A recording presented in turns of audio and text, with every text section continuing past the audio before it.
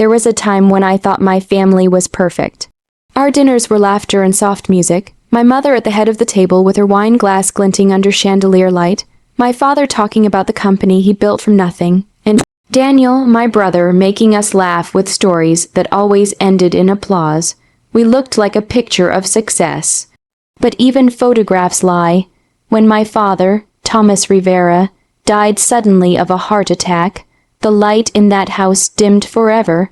I thought we would grieve together. Instead, grief became the battlefield. Mom didn't cry much at the funeral. She stood straight, composed, greeting people, as if it were another corporate event. The Rivera name must stay strong, she said when I asked if she was okay.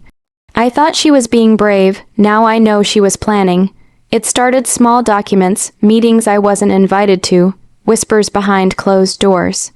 Then one morning, I was called into Mom's study. Daniel sat beside her, his expression unreadable. There was a folder on the desk, thick and official, looking. "Elena?" Mom said smoothly, "Your father's last business decisions were problematic. He trusted you too much. You mishandled some of the accounts. It's created losses the company can't recover from." I froze. What? That's not true. Dad and I've seen the reports. Her tone sliced through my words.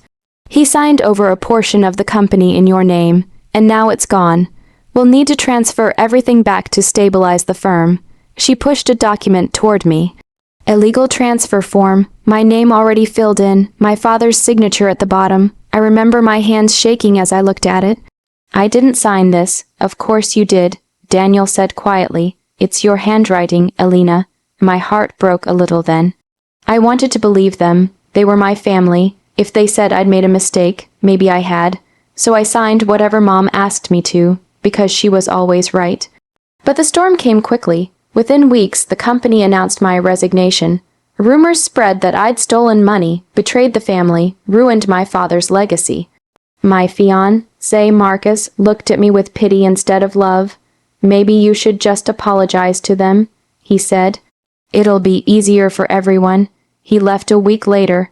By the time the press stopped calling, I had nothing left but shame. My friends avoided me. Mom moved into a new penthouse. Daniel bought a car worth more than my old apartment. And I moved into a one-room studio with peeling paint and silence that screamed. At night, I replayed every memory, every smile, every comforting word my mother ever said. Each one turned sharp in my mind, like glass splinters under my skin.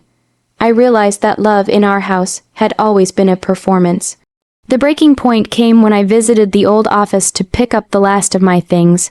Luis Ortega, my father's oldest friend and business partner, stopped me in the hallway. His face was grave. "Elena," he whispered, "I don't believe what they're saying. Your father was proud of you. He told me you were the only one he trusted." He handed me an old USB drive. "Your father asked me to keep this safe. He said if anything ever happened to him, you'd need it." That night, I opened the files. What I found there shattered what was left of my heart, and lit something new in its place: emails, bank transfers. Contracts, proof that the signatures on those transfer documents weren't mine. Proof that the company I supposedly destroyed had been stolen, piece by piece, by my own mother and brother. I stared at the screen for hours, numb.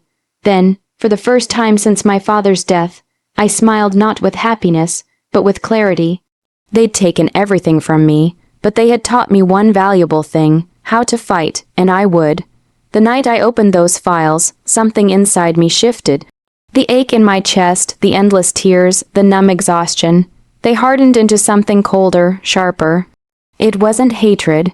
Hatred burns out too quickly. This was resolve. For days, I read through the data on that USB drive like scripture. Every document told a story. Transfers disguised as emergency funds. Contracts were written to funnel profits into secret accounts. My father's will edited line by line until my name vanished. They had planned it all long before he died. For weeks, I barely slept. I studied the details of their deceit until my eyes burned. I wanted to run to the police, to scream the truth, but I knew better. My mother had influence everywhere. She wasn't just a lawyer. She was a strategist, the kind who won by reputation alone. If I went after her unprepared, I'd lose again. So I disappeared.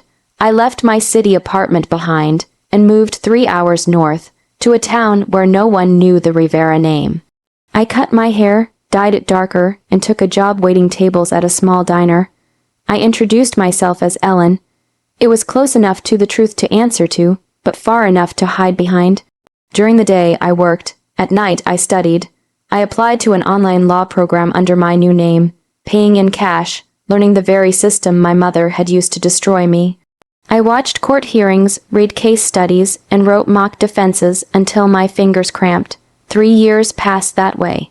3 years of anonymity, of learning, of watching from the shadows. Sometimes when I saw families eating together in the diner, I'd feel a flash of bitterness. I wondered if they, too, would turn on one another given enough power.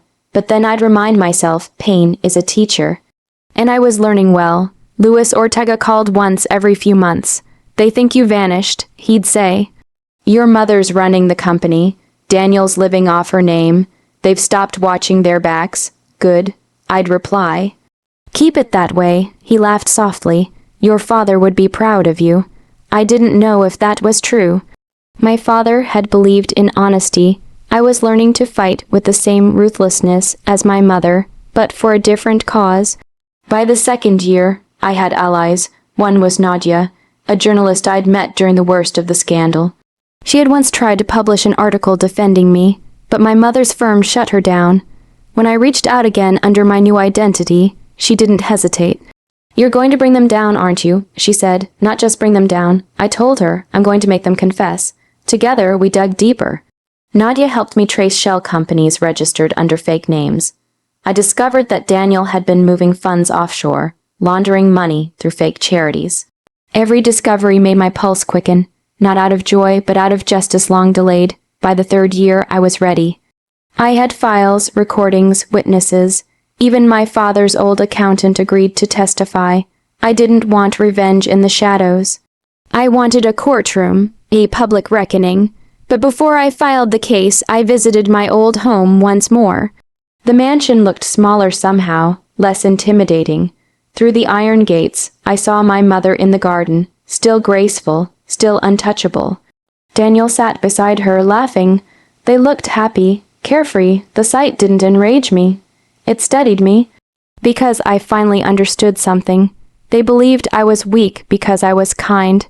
They mistook forgiveness for surrender. That day, I turned away from the gates and whispered to myself, "You taught me your rules, Mother.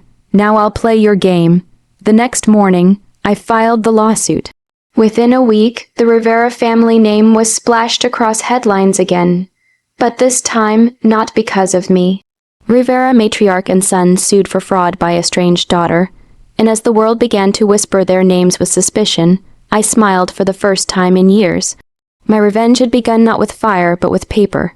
The first day of the trial felt like stepping into a dream I'd had 100 times, only in this version, I wasn't the one trembling.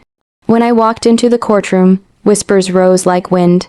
Cameras clicked, pens scratched, and faces turned. I felt the weight of their curiosity pressing against me, but I didn't flinch.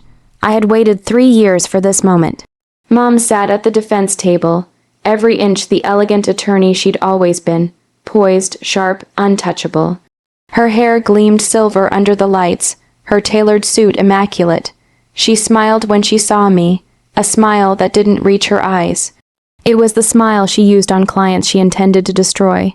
Beside her, Daniel looked bored, scrolling through his phone, slouching like a child forced to attend church.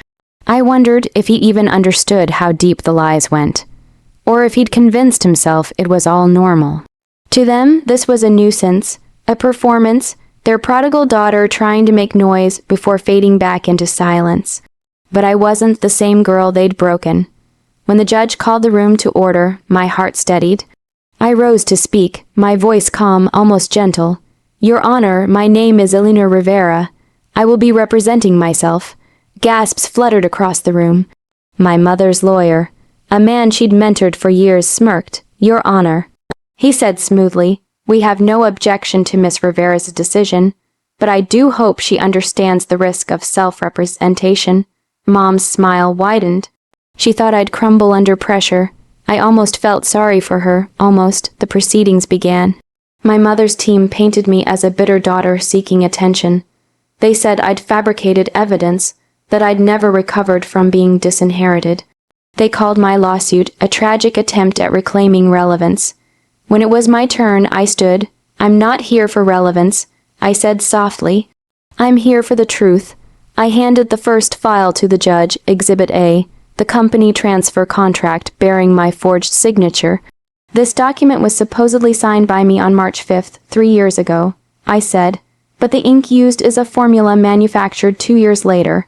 That alone proves falsification. The courtroom stirred. My mother's confident posture stiffened slightly.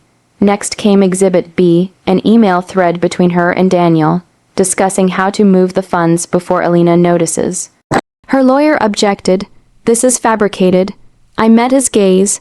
The IP address traces back to Rivera Holdings' private server. I'm sure your IT team can confirm that. The judge allowed the evidence. By midday, the walls of my mother's composure began to crack. She tried to interject, to charm, to redirect, but the facts piled up like stones, cold and undeniable. Then came the recording. Play Exhibit F, I said. The speakers came alive with my father's voice, tired, shaky. Margaret, I don't want to cut Alina out. She's the only one I trust to handle the accounts ethically. Then my mother's reply, low and icy. Trust doesn't build empires, Thomas. Control does. Silence. Even the reporters stopped typing. Daniel's phone slipped from his hand. Mom's face drained of color. Where did you get that? She hissed. I looked at her steadily. From Dad. He recorded everything. Maybe he knew one day you'd try this. For the first time, I saw something flicker behind her eyes' fear. The rest of the day was a blur of testimonies, cross-examinations, and disbelief. My allies Louis, Nadia, the accountant each spoke with precision and truth. Piece by piece, the web she'd spun began to unravel. By the time court adjourned, my mother wasn't smiling anymore. She gathered her papers in silence, her hands trembling slightly. Daniel avoided my eyes completely. As they walked past me, I whispered just loud enough for her to hear, "You taught me everything I know." She paused for a moment, her lips parting in shock, before continuing toward the exit without a word. That night, I stood outside the courthouse under a cold wind, my hands shaking not from fear, but from the weight of victory not yet spoken. The ghosts of my past had finally been summoned. Tomorrow, they would face judgment. The verdict came on a Tuesday morning. The courtroom was packed. Reporters filled every seat, their cameras poised like vultures waiting for the fall. I sat alone at my table, hands folded, breathing slowly. Across from me, Mom and Daniel whispered furiously to their lawyer. They looked smaller now, tired, pale, brittle. The arrogance that once radiated from them had faded into something fragile and human. When the judge entered, the room fell silent. His voice carried through the stillness, steady and final. In the matter of Rivera vs. Rivera Holdings, he began, this court finds sufficient evidence of fraud, forgery, and financial misconduct. Mom's head jerked up, eyes wide. The plaintiff, Elena Rivera, is hereby reinstated as rightful heir and co-owner of the Rivera estate. Margaret Rivera and Daniel Rivera are found guilty of criminal fraud and obstruction of justice. Sentencing will follow. The words hit like thunder. For a moment, no one moved. Then murmurs spread through the courtroom like ripples in water. Flashbulbs popped. People gasped. I didn't look at the cameras. I looked at her. My mother, the woman who'd taught me to speak with confidence, to hide my weaknesses, to smile when lying. She stared back at me, disbelieving. You planned this? Yes, I said quietly, for 3 years. Her eyes filled with something I'd never seen before, not hatred, not anger, but grief. I raised you to be strong, Elena. I made you who you are. I nodded, you did, and that's why you lost. The bailiff approached her, but she lifted her chin, still proud even as her world collapsed. Daniel tried to speak, but his voice cracked. Elena, please, you can fix this. You don't have to destroy us. I turned to him, my brother. The boy who once shared my secrets, who used to defend me on the playground, who now sat trembling beside the mother who'd poisoned him with greed. I didn't destroy you, I said softly. You did that all by yourselves. He looked down, and for the first time, I saw him cry. The rest blurred together, the flash of cameras, the shuffle of reporters, the murmured congratulations from people who had once ignored me. But I didn't feel victorious. I felt empty. Revenge wasn't sweet. It was heavy. It tasted like closure and ashes. After the trial, I refused every interview, every offer to write a book or appear on television. I didn't want fame. I wanted peace. Weeks passed before I allowed myself to visit my father's grave. The cemetery was quiet, blanketed in the golden light of early morning. I brought a single white lily, his favorite flower, and knelt before the simple headstone. "Justice took time, Dad," I whispered. But I kept my promise. I brought our name back. The wind stirred the leaves, carrying the scent of rain and earth. For a moment I could almost hear his voice. Soft, proud, forgiving. "I wish you were here to see it," I murmured. "But maybe you already have." I stayed there until the sun rose high, washing away the shadows. When I finally stood, I felt lighter than I had in years. As I walked toward the gates, I thought about my mother and brother. What their futures would hold. I didn't hate them anymore. Hatred was a chain, and I was done being bound. In court, I had won justice. At this grave, I found peace. I turned one last time to look at my father's name engraved in stone, then smiled.